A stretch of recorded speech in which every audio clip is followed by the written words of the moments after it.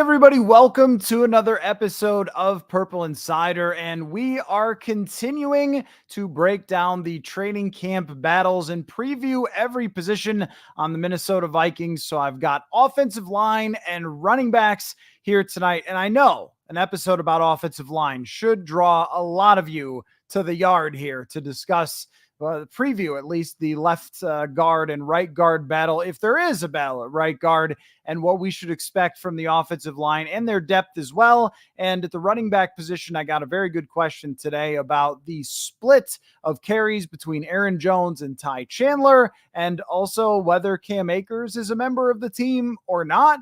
We're going to have to find that out as well, because the Vikings have not officially announced the signing of Cam Akers, but there have been reports that he is going to be a Viking. So we'll dive into all of that, and very happy to answer any of your questions, whether it's about the offensive line, the running backs. We'll do this in a very casual manner where I can answer your questions as I'm going through the different positions and battles and storylines as well. But before I get into all that, I do need to offer an update from last night. I mentioned that my AC had gone out and that my camera overheated because of it, and I've set up the backup camera just in case that happens again tonight, so we won't have so much of a snafu, at least I hope, if that happens, because it is still very hot down here. I brought some Diet Dr. Pepper down for myself, but it was not just something as simple as needing to turn it off and turn it back on. It wasn't as simple as adding a little more Freon.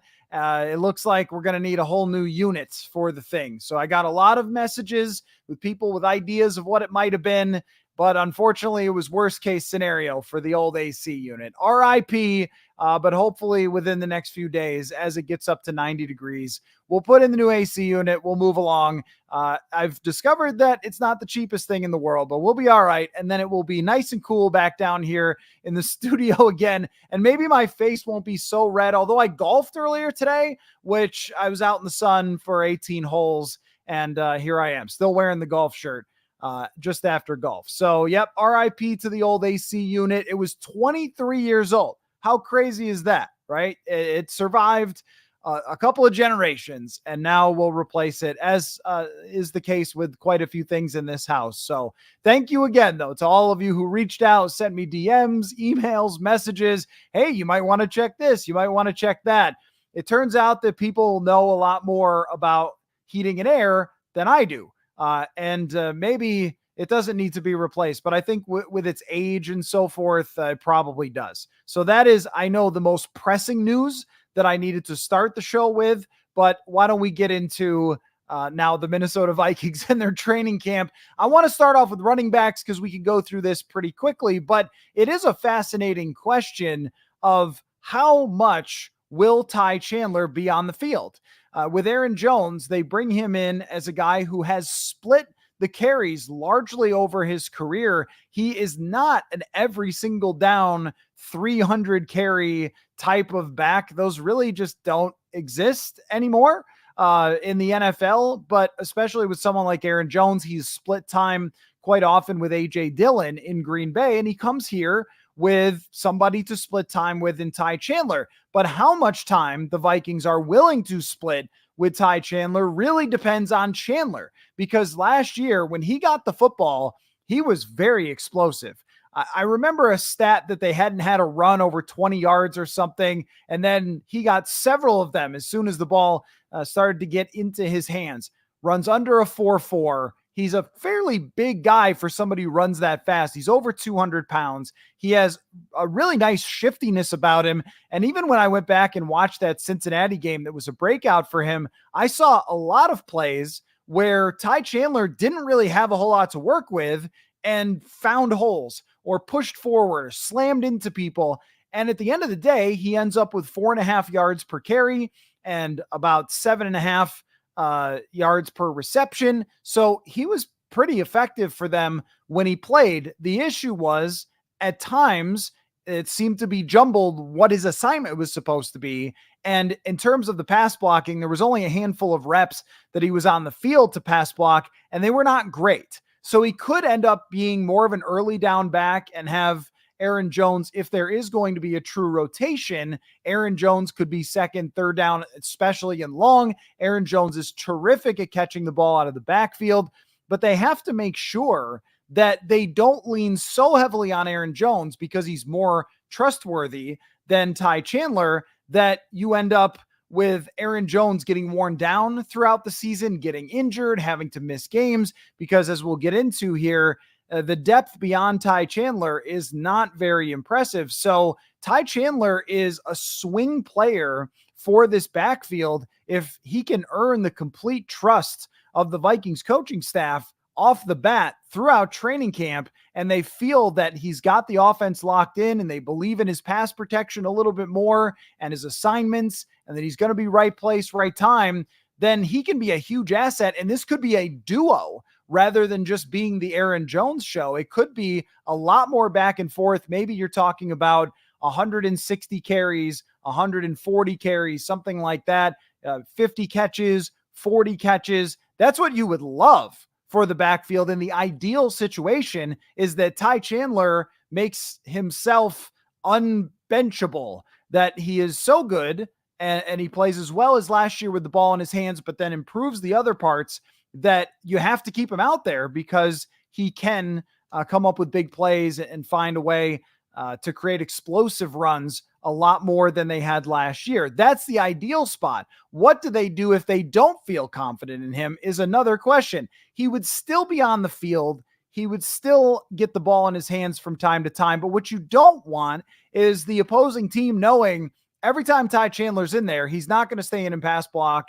And more likely, they're just going to hand it off because he's in there and they want to try to get him the ball. And then when they're going to do everything else, it's going to be Aaron Jones. You don't want to be predictable based on your personnel, because that's the easiest thing for the defense, is to say, when Ty Chandler, and every team has data on this in the entire league, when Ty Chandler's in the game, they run this amount or they pass this amount when Aaron Jones is in the game and so forth. You don't want to be predictable in that way. And so Chandler actually has a big training camp here to show the coaching staff that they can fully buy into him. And how those first team reps are split up will be very much fascinating to see with Chandler. And just listening to what they say about him, is there going to be some hedging of, well, Aaron Jones is the guy and we'll see, or is it going to be, no, we're very impressed and he's going to get the ball a lot. So I will be watching that one closely with these two running backs, just in general, also how Aaron Jones looks, but I don't have any doubts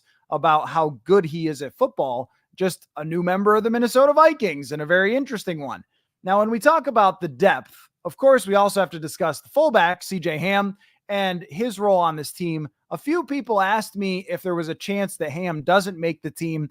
I don't think so. I don't think there's a big chance of that unless there's an injury for him, because he is such a valuable member of the special teams that he's going to have a big role there. And this is a year where they're bringing the kickoff back, or at least they hope they're bringing the kickoff back. You're going to need lead blockers for that. CJ Ham should be here. How much he actually plays on game day in the backfield is what I'm curious about. Kevin O'Connell has never seemed fully willing to lean into him as part of the running game, that he's not out there that often for run plays. And he used him last year as a pass protector. That was a good idea from Kevin O'Connell, because Ham is an above average pass protector and played a big role on a number of plays where blitzes were coming and he had to ID it and jump up and stick a gap or something. He was good at that. And I wrote a story about that. However, if you have Aaron Jones who can already do it and can also be a major threat out of the backfield, you're probably not using CJ Ham very often as just a pass protection, sort of situational player. Instead, he might not have much of a role on the offensive side unless they went into the off season and said, we've got to find a way to run with a fullback in the game, because under Gary Kubiak and Kevin Stefanski's system, they were able to do that very effectively, to run the outside zone with CJ Ham in the game. But Kevin O'Connell has not been able to execute that very well. And some of it is definitely talent, but I also feel like he never used this before in any of his offenses. So is he familiar enough with when you're supposed to do this, how you're supposed to do this? using the running back as part of, the fullback as part of the running game overall. But he'll make the roster. I have no doubts about that.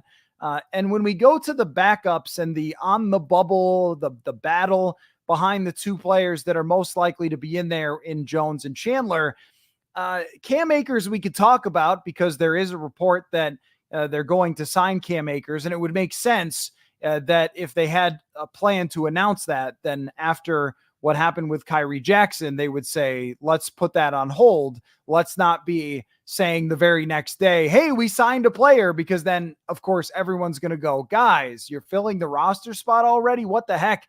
Even if that was planned beforehand, that's something you don't want to have to explain. Or it might not be true. I don't know. I'm assuming that it is, because I did see Cam Akers there working out on the rehab type of thing one day, and that would make sense. He was there, and okay, then, sign with the team if they felt like he looked good enough coming back from that Achilles injury. He fit well. He seemed to fit well with the other running backs in the room. He seemed to fit well with Kevin O'Connell, but didn't really produce a lot. He did have a handful of heads-up plays.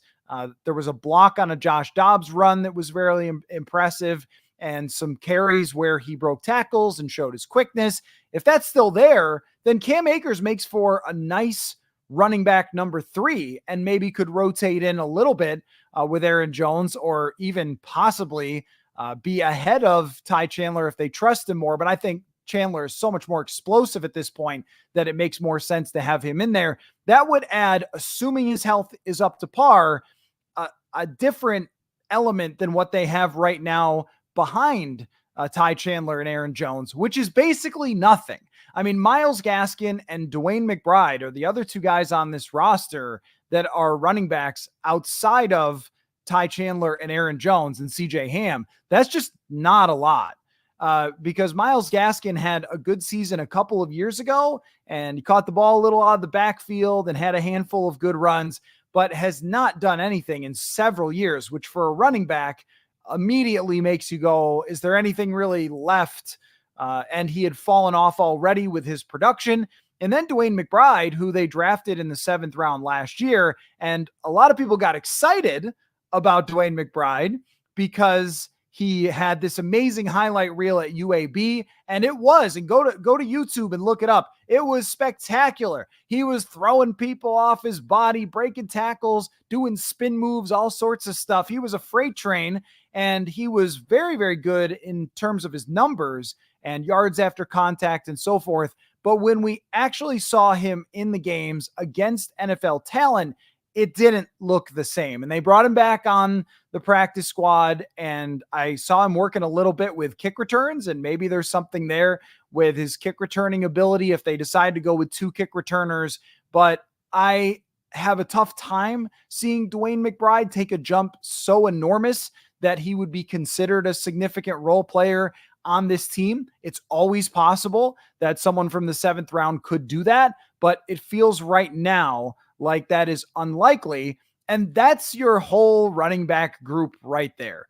The biggest probably question is, if they bring in Cam Akers, how is he going to look? Can Ty Chandler handle the entire role if he has to? Because Aaron Jones has been banged up as recently as last year and missed a good chunk of time. So could Ty Chandler handle all of the duties? Is Cam Akers a viable option, or are they trying to give him a shot? But, the guy coming off of those severe injuries, what's it actually going to look like? And can anybody else make a case, anybody else being Myles Gaskin and, of course, Dwayne McBride? Or do they have to go elsewhere and look outside and say, all right, there's a free agent out there, let's bring him in? I don't think it's a good idea to bring in someone like Kareem Hunt. It has been a while since he's been good at football. I just don't see the purpose really there. If you're bringing in someone who has not had good numbers in several seasons and saying, well, I think it'll do better with us. They did a good job of picking the right time to move on from Delvin Cook. And so why would they bring in someone like Kareem Hunt? I know they had him in for a visit last year and didn't sign him. Maybe there's someone with a little less usage on their body that could possibly be a running back number 3. But this group mostly, if Cam Akers signs, looks to be what it is, which I would say if it stays healthy at the top with Aaron Jones, that it's going to be a really good backfield because Chandler is a great duo type back, mix it up, very explosive, lightning quick back. But if anybody gets injured and now Ty Chandler has to be RB1 and Cam Akers, if he makes the team and looks good, then he's got to be RB2. And if he doesn't make the team, is it Myles Gaskin, who is pretty far down the depth chart? It can unravel fast if Aaron Jones is not healthy. So that's the running back group. If you have any questions or comments on that, feel free to let me know. And otherwise, we're going to start talking offensive line. And I'm very glad to see Guard Guy here in the comments. I was hoping that this was sort of your bat signal Guard Guy, that we were going to talk about the preview for the left guard position in the battle that is. But first, I'm already starting to get a little hot. Let me open this. It's a little toasty down here, I got to tell you.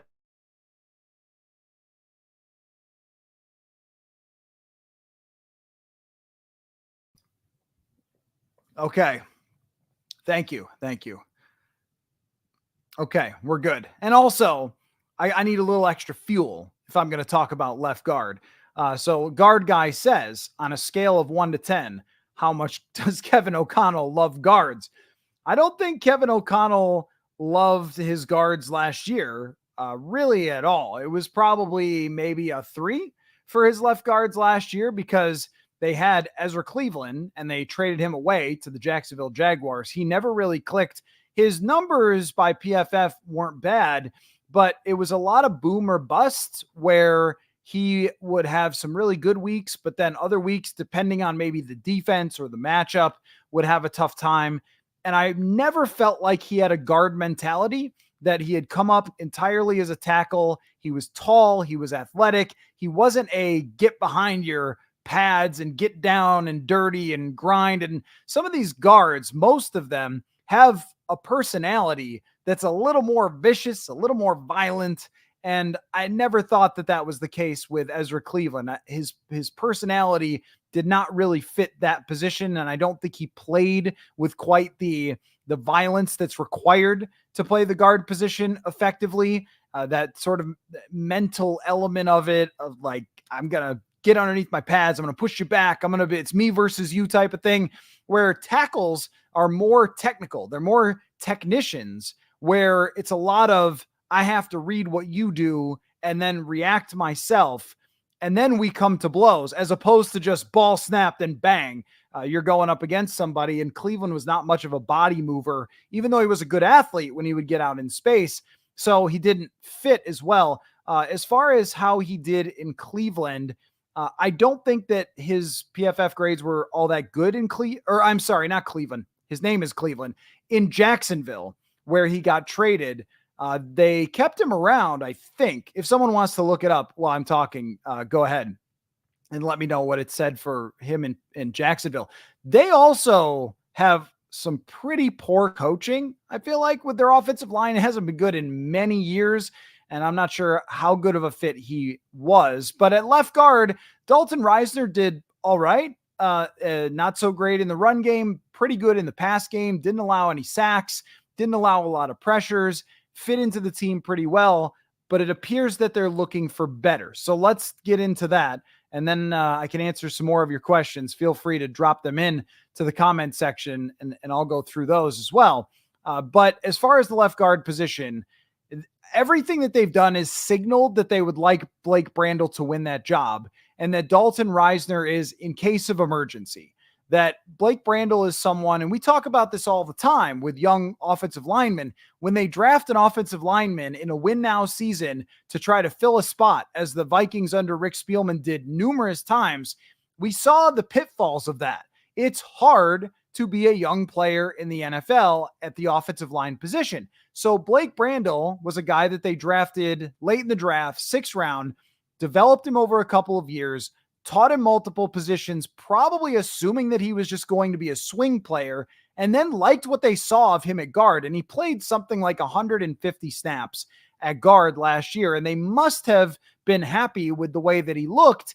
And so now he's going to get an opportunity to start training camp. I believe day one that he will be the starter, and then it will be up to Dalton Risner to take his job. That's how it looked like it was going to be during minicamp, that was going to be the case. And where Brandel has an advantage is, well, one, he's younger. He hasn't been beaten up over the years like Dalton Risner, and I don't think Risner was ever a very good run blocker, but he is a snowplow. This man is enormous. He has huge everything. He's got a giant noggin, giant shoulders, long arms. He is just a humongous person.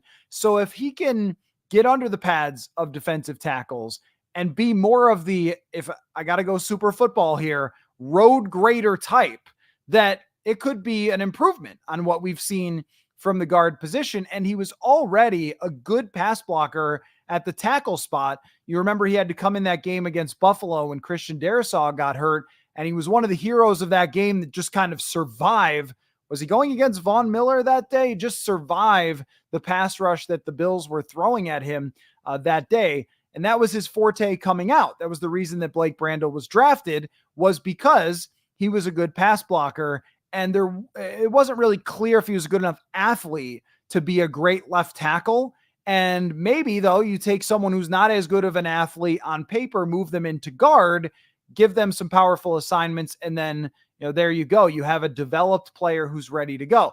That doesn't mean it's a guarantee by any means that he's going to be good enough to start, but the coaches, Chris Cooper, their offensive line coach, Kevin O'Connell, Wes Phillips, they have all talked, even since last year, about how much they liked the way Blake Brandel played, and maybe his football IQ plays into this well, that he understands the game, understands his assignments, and then his size combination, and it's something that they would like to see come to fruition, because in part, you know what you have with Dalton Risner.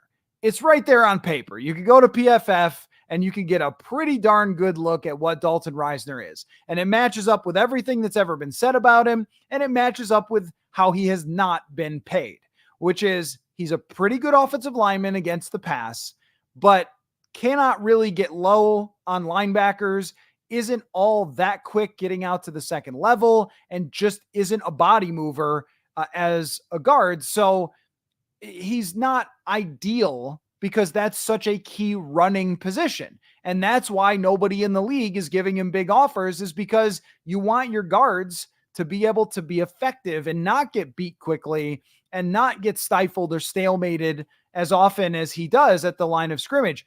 Well, you know that you have a baseline there, though, of competent guard play from somebody that the team seemed to get along with and like as part of the locker room. At least they came across that way. They wouldn't have brought him back if he didn't. So he gets along with the culture, fits in pretty well. And in the worst case scenario, you end up with someone who is above average at pass blocking, and you have to work around in the run game. But they would more likely prefer somebody that was very effective or more effective in the run game in Blake Brandel, if that can work out. So that's the left guard position. At the right guard position, Kevin O'Connell said that he wants it to be very competitive and that Dalton Risner is part of the competition at right guard. Now, that's where I'm not entirely sure that I believe that, because when you look back and you look at what they did at right guard the last 2 years with Ed Ingram, and he was never benched. Now go and look at the games that he had that were the down games, and how many opportunities there were to potentially bench him, to potentially try someone else, or even to put Dalton Risner in at right guard instead of putting him in at left guard when Ezra Cleveland got hurt. But Ezra came back and Risner stayed on the left side. Still could have gone to the other side based on some of Ingram's play. And even 2 years ago, I wonder if they even had a competent right guard, if they would have kept Kirk Cousins off the ground a lot more and maybe even won a little bit more. How about maybe on a 4th and 8, instead of a check down, maybe it is a throw down the field because there isn't pressure coming from the right guard position. Maybe, but they stuck with Ed Ingram thick and thin all the way through. Didn't look for any other options, really. We never saw anybody else last year in training camp taking those first team reps. It was always Ingram. The only sign we ever got of some concern was that nobody else in one of the preseason games on the starting group played except for him. And so maybe it was a bit of a message to him that, he needed to kick it up a little bit, but there has been almost no pressure whatsoever on Ed Ingram for the last 2 years. That doesn't make me believe there is now. I suppose if he struggles big time throughout the season, then maybe Risner could take over there, or Brandel. And it's possible that that's what they're trying to say to him is we've been patient, but we need better performance from you.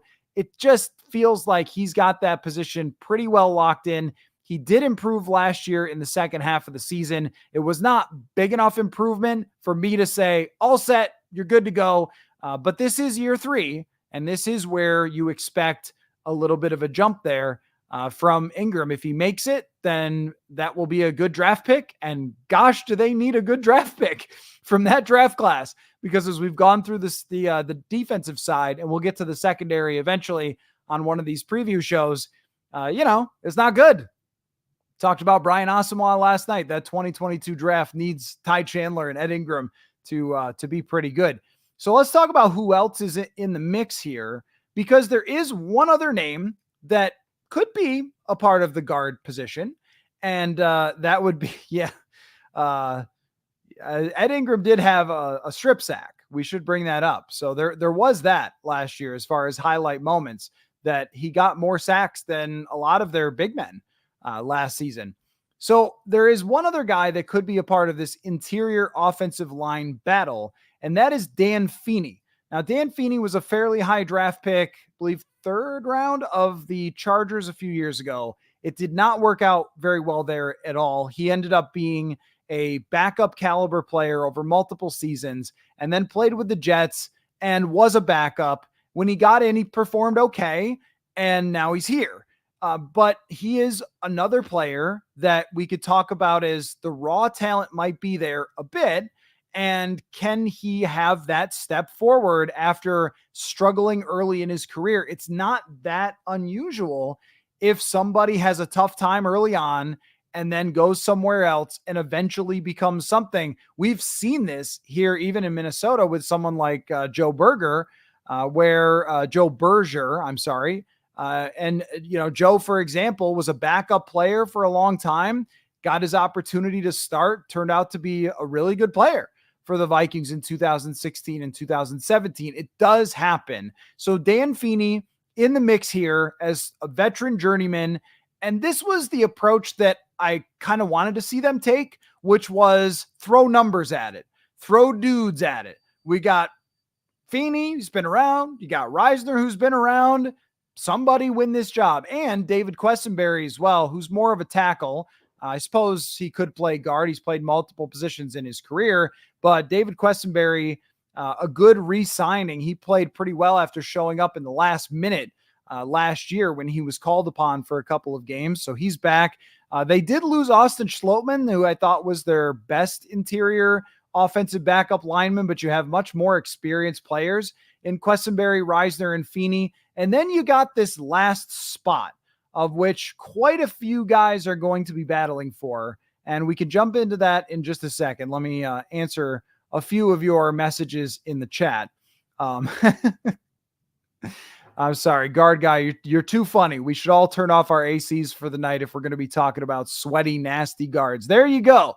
Now, it's too hot. I wouldn't wish this on anybody. I am just really sweating here. But I feel like a left guard myself right now. Not with the size, strength, or knowledge of football, but the sweatiness. Absolutely. I feel like I'm in the third quarter of a game. Big Mike says offensive line takes 2 years or so to grow. I agree with that. And that's why it's okay if we've gotten here with Ed Ingram to give him another chance. It's also interesting with Blake Brandel that he's had all this opportunity to grow and to develop, not so much in a lot of game action, but enough to know what it's like, and a lot of practice that they would see and preseason that they would have to evaluate, and training camp practices. So they've built up their sample size of Brandel. And I don't think it's preposterous that someone who is a later round pick could develop over 3 years and be a good lineman. We'll see, because it doesn't make you super confident. But what they did this year that I think the previous regime made a big mistake in not doing was, okay, they're going to look to this former 6th rounder who hasn't really played much. Great. And if it works out, great. But if it doesn't, here's a backup with a ton of experience who we know to be pretty decent. That was what the previous regime did very poorly. It was Dakota Dozier's going to play. And if he doesn't play well, then it's Drew Samia time. What? There was very little in terms of quality backup with experience. Even Tom Compton had never really started a full season. What's the other option behind him? Nothing. And it was a major problem for years on the Vikings offensive line. This is better because you have two guys as interior players who have a lot of playing time, and then a tackle in Quessenberry that I'm sure with his experience, if he had to play guard, he could figure it out for a few games. A lot more experience, a better overall approach to the offensive line, even if it's not exciting. And I also wouldn't put it in the top 10 in the league or anything like that because Brandel's got to click and Ingram's got to improve. We know what Garrett Bradbury is. They need better from those two than we've seen in years, really, in order for this to be a above average offensive line as a total blocking unit, throwing in CJ Ham, Josh Oliver, the tackles, more than capable. But the weaknesses as of this moment are still the weaknesses. How well can they run the football behind these guys? Will they have these major lapses in pass protection? Can Brandel pass protect at a high level? All these things still need to be resolved. Matt says, any word on whether Searles is returning for Tuesday morning left guard? Absolutely. Jeremiah Searles will be back. As far as I know, I haven't asked him. We usually just don't do a lot of shows in the off season because it's the off season.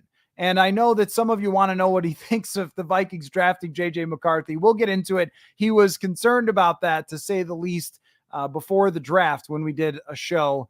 But summertime, he's got a big family. Like we give Searles his space. He's got like multiple dogs. He's got a lot going on in the summertime. So give him a little bit of space, and then he will be back for the season as he always is. Guard guy wants to use the mega jumbo formation this year with David Quessenberry as a 6th lineman, Risner subbed in at left guard, Brandel in at halfback, and Ham lead blocking. You know, guard guy, you're flying a little too close to the sun there. But this is just to make something out of nothing there, guard guy. They do have the bodies to play with big personnel. I wonder if Kevin O'Connell is comfortable with the big personnel in the same way that those who are more of the Gary Kubiak type of style, Mike Shanahan type of style, that use multiple tight ends, that use a lot of the play actions, the wide zones, the Shanahan stuff that was so much of a staple, even going all the way back to Denver with, Byron Chamberlain and Dwayne Coswell and Shannon Sharp. We're going way back, multiple tight ends, fullback Howard Griffith in the game. I mean, that's great stuff that you could still use today sparingly, but we did see it from Kevin Stefanski in 2019, where they used CJ Ham and Irv Smith Jr. and Kyle Rudolph all on the field at the same time. The Vikings could do this with CJ Ham, Josh Oliver, and then, I mean, yeah, you can use a 6 offensive lineman, but they've got the tight end and they've got the fullback, and you can run a lot of play action stuff off of that with Jordan Addison and Justin Jefferson. Are they going to be willing to do that, or would they much rather be in just the 3 wide receiver type of thing? I think we will more likely see 3 wide receiver stuff, but I am sort of curious about that. Evan says, with $26 million in cap space, should the Vikings go after Connor Williams once his knee is healed if no one gets better? I am very much for that, considering how he's played, but is he going to be up to 100%? Is he going to be ready to play what percentage of the season? When his agent came out and said, hey, stop calling me about Connor Williams, he's having serious surgery and he's going to be out for a long time and he's going to weigh his options, then that made me think probably not coming back for the beginning of the season. I could be wrong. I just would read that situation and say, unlikely to be back right away. How effective can someone be coming in to a spot like that in the middle of the year if they don't participate in training camp? It would be very difficult. Now, if you signed him with the idea in the middle of the season that he could be depth at first, eventually maybe work into playing, and then possibly a multi-year deal if he's healthy, okay, because he is an above average interior offensive lineman, no doubt about it. That's the type of guy that the Vikings have not signed in years, and they should be looking for next year if this Brandel and Ed Ingram thing does not really work out. They should be looking to do something like that. But I'm very skeptical about Connor Williams and his actual health. He played really great for Miami and mostly played center, but he could play the guard positions. I think he's a good player. It's just entirely about whether he's going to be healthy enough. So let's get another sip of this, and then we'll get into the backups here. Quite a battle. There's going to be quite a few guys who are fighting for spots here. Well, Walter Rouse is the other guy that I listed as being on the team. So as far as how many guys are going to make it, the starting five, Quessenberry, Risner, Feeney, and Rouse, there is a possibility for maybe one more to make the starting lineup, but 9 seems like a good number considering that there's some flexibility there. And what you have behind is just kind of a bunch of names outside of Michael Juergens, who was the 7th round draft pick. I was trying to fit him into the roster somehow, but I was struggling when I was making my 53. I'm not sure that they have to worry too much about it when it's a 7th round pick. You can cut those guys. You can sign them to your practice squad. But Juergens will have a chance to battle with the veterans. And every once in a while, some rookie, some young guy looks better than the veteran players, and you're surprised. Oh, wow, he made the team. But when you're talking about a 6th and a 7th rounder in Rouse and Juergens, how much can you lean on that? The answer is probably not much. And with Juergens, 7th rounder, if you cut him, is somebody going to swoop in and grab him? I suppose that's possible, but usually with 7th round draft picks, they end up making it through unless somebody really loved them to the point where they want to use a roster spot on that player. They would have to really like what they saw from Michael Juergens. So I've got him not making the 53 right now. And then some guys who have kind of bounced around. Henry Bird was with Denver. Tyrese Robinson was with Philadelphia. Spencer Rowland and Doug Nestor, who I just don't have a whole lot of information on as far as trying to figure out if those guys can play or not. They seem like they would be extreme long shots to make the team. The more interesting battle is really for the starting positions. But as far as, Matt asks, what are the prospects on the 2 late round draft picks? Are they just additional depth or looking for them to become more contributors in the years to come? What you're looking for when you draft a guy in the back end of the first round, in the back end of the draft, not the first round, then you're looking for a starter. In the back end of the draft on the offensive line is a backup. And backups on rookie contracts are really good. You need that. You absolutely need the depth on the offensive line. We are in a 17-game season. We may someday be in an 18-game season in the very near future. You have to have backup linemen. They get hurt and banged up all the time. They miss a week here, come back, miss a week there. And if you have them as far as guys who are reliable and cheap, because eventually they're going to be more costly. We even saw guards that were more costly this year on the free agent market because there's so few of them that teams can trust that somebody becomes a free agent who's even decent. Damian Lewis or whatever from Seattle, someone jumps on him.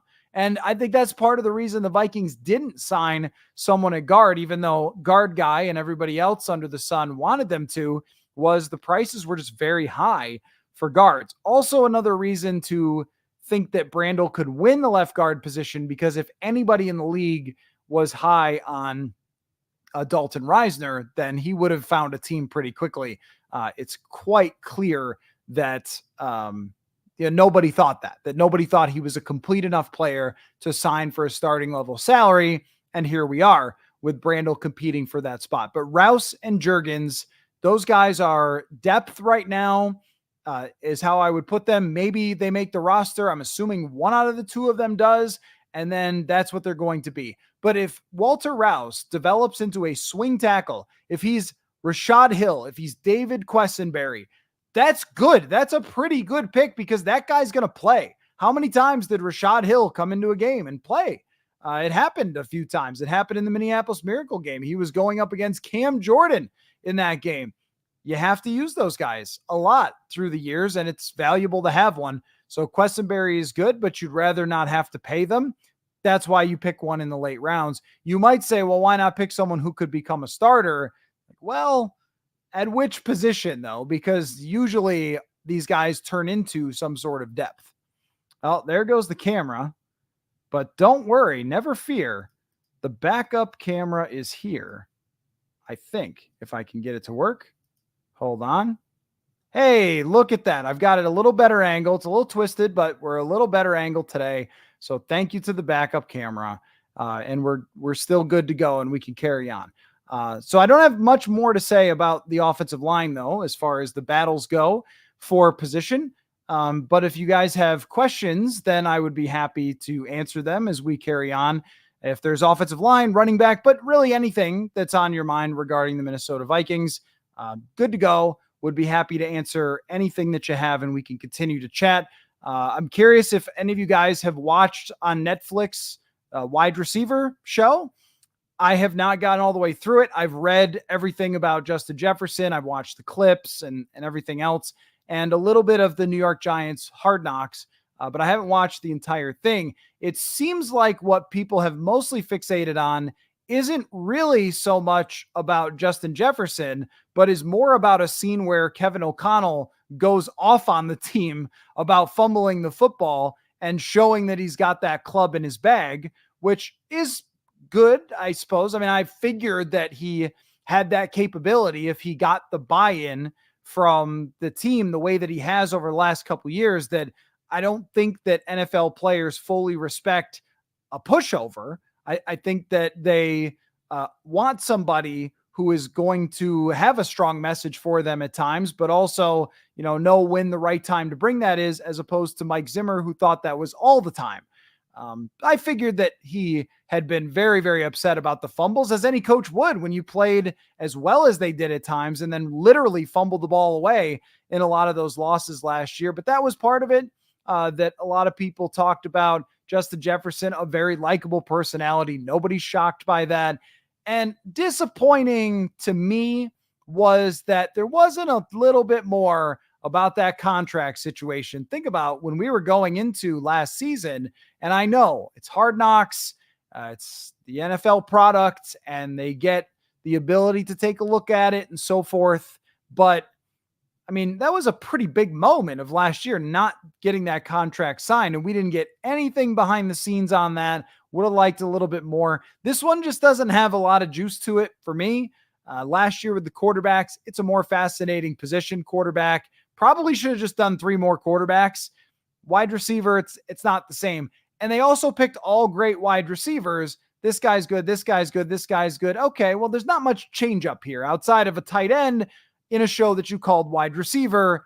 I don't know. I mean, as a big time enjoyer of the old school Hard Knocks and NFL films and everything else, this is probably more of a miss than a hit for me.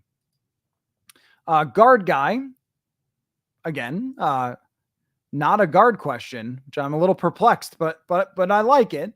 How much will Aaron Jones make the offensive line better, like how Justin Jefferson makes whoever plays quarterback better? This is, yes, now there you go, guard guy. Next season, guards. Let me tell you, if they did a Hard Knocks with the offensive line and they did several guards, people would absolutely love it. Guard personalities. These are some of the funniest people that you will ever run across, and their universe. I doubt that many would agree to do it. My guess is that they wouldn't, because they don't like to be the center of attention. They want the receivers, the running backs. They want those guys to be the center of attention. I would be very surprised if guards agreed to do something like this. But if they did, you would find out how much those guys deal with physically, mentally, emotionally, and how they deal with it and how they get themselves ready to play and the things they go through during a game. It would be terrific. They should try. They should try to get a few guys in. Anyway, how much will Aaron Jones make the offensive line better? So a few years ago, Eric Eager, longtime guest of the show, who now works for the Carolina Panthers, he did this study that showed how running backs performed under perfectly blocked and unperfectly blocked situations. So think of it this way: all five guys do their job and they all block well, at least a stalemate, but maybe better, and they all do their job. How many yards per rush? And then if someone makes a mistake and they get a negative grade on a play from PFF, then how many yards? And as you wouldn't be surprised, that the numbers were pretty stark in terms of the difference between if you block it up, you are very successful. And I don't remember them exactly off the top of my head, but 5.5, 6 yards a carry if you block it well, versus 3 yards a carry if one person makes a mistake, which is why it's so hard to lean on a running game with an imperfect offensive line. However, there were some running backs, Jonathan Taylor was one of them, but there were some running backs that still were able to succeed even when there weren't perfectly blocked runs. And I don't know where Aaron Jones ranked in this. I'd have to dig up the article. My guess is pretty good because Aaron Jones is so shifty. He's so smart. He's got toughness to his game. He is one of those guys that doesn't really exactly win with just pure speed, which might be more the type of player who has to have everything perfectly blocked for them, as opposed to if it's not perfectly blocked, he can make a man miss. He can run through somebody. He can make something happen there, because I didn't look at the Packers offensive line last year and go, oh, perfect, flawless, loved them. Everything about him was great. I didn't think that about the Packers offensive line last year. I thought they were just okay as an O-line, as the Vikings are just okay right now. So my answer would be, I think he could make them quite a bit better. And the same thing for Ty Chandler, who with the same offensive line as Alexander Mattison, averaged 4.5 yards a carry. The running back does matter in this equation, and Jones is one of the few that I think matters probably a lot. But we'll see. Matt says, think they might look for offensive line running back depth at cutdown day. Cutdown day, training camp trades, training camp signings, we love them to the point where I'll never forget when Corey Vedvik got traded for and fans out at TCO Performance Center gave him a standing ovation as he was practicing his kicks. Or, hey, Chris Herndon, this guy could bring a lot to the table. But how often does that ever really play a big role? Now, you talk about offensive line. They did get David Quessenberry after the cutdowns last year. Every once in a while, there's a guy, and someone like Latavius Murray throughout the years has played for a couple different teams, and he's bounced around, and sometimes he's found a spot where he can be pretty effective, but it's not all that often that one of those guys makes a big difference. Same with the wide receiver position. We've seen Aldrick Robinson, Josh Doxson. It was every year there was somebody showing up that got cut from another team that they picked up. And Robinson caught a few touchdowns, but I think he had 17 catches throughout the entire season. It's just a hard thing to find extra guys now. I would almost rather them at every position just let backups play and see if somebody can do the job. Running back is the spot that if Cam Akers is not back to a point where he can really be a difference maker, that they should take a look at, because running backs sometimes do get cut that are late guys that turn into Terrell Davis or something. Hey, this guy was a 6th rounder who got cut, and look, with the Vikings, he became whatever. That does happen all the time in the NFL. So that's something to keep an eye on. But other than that, they really, if they feel like the need is so significant, they shouldn't wait till cut down day. They should sign somebody now. And you're always keeping your eye out, I'm sure. But there's nothing that they're going to do at the end of camp that's going to shift what this team is going to be. So before I wrap up for the evening, and I appreciate all you guys joining, it's been fun. I was going to mention the conversation that I had with my buddy Sam Ekstrom, who you guys know if you're longtime listeners to the show, and does his own stuff with Locked On Now. We play golf together pretty often. And of course, we talk football as we're playing golf, as one does. And we were talking about this year, under what circumstances could the Minnesota Vikings be an interesting team? And this is a question I'll probably pose to a lot of guests going forward, because the guests will ramp back up next week. I got a very special episode coming up, And then, we'll get Dane Mizutani for a Porch podcast, and we'll do the whole thing. So we got a lot to go. But we were talking about under what circumstances the Vikings could be one of the most interesting teams in the NFL this year. And I really only came up with two. Number one is if Sam Darnold is pretty darn excellent and wins 10 games, has them in the playoffs. They're going into a playoff game, kind of like Baker Mayfield last year. We don't know what to expect. Darnold's had this great year. It's it's an anomaly in NFL history that a high draft pick can find it at age 26. And wow, Kevin O'Connell's got him playing. That's one way they could be one of the most interesting teams. The other way is if JJ McCarthy either wins the job out of camp or if he wins the job at some point during the season and does a little winning, and then you start to become a team that everybody's going to be talking about because you have your rookie quarterback that is succeeding. And I think that those are really the only two ways that the Vikings can be an interesting team this year, aside from us locally. But thinking on a bigger perspective, locally, we've got a lot to look at, I think.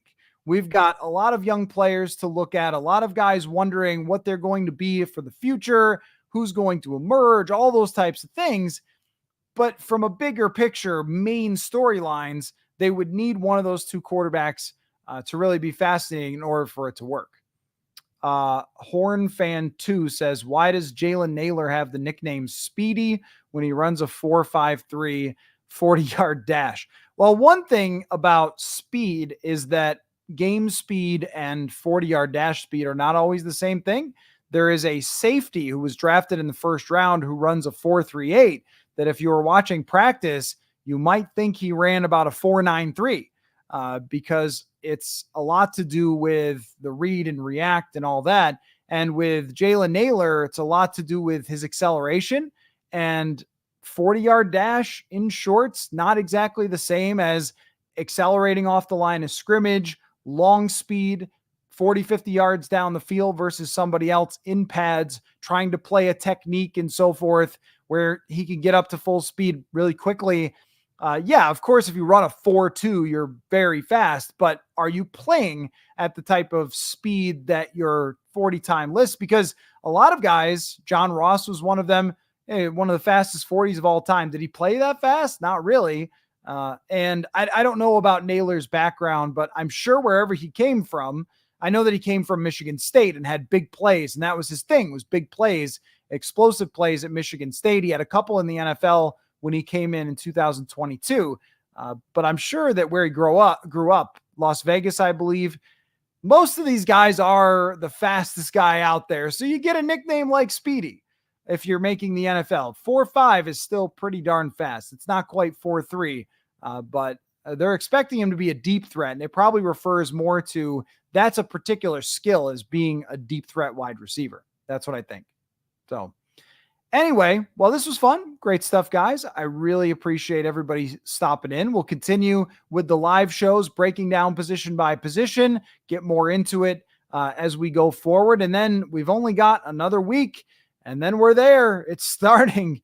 I'm not ready, but I'm trying to get ready by reviewing the offensive line, the running backs. We still got a lot to talk about, including we'll have to do a huge preview show for the quarterback situation, get all your opinions in and everything else about what's going to happen this year. Maybe we'll just try to make predictions for the quarterback episode of this. So thanks everybody so much for watching / listening, and we'll talk to y'all again very soon.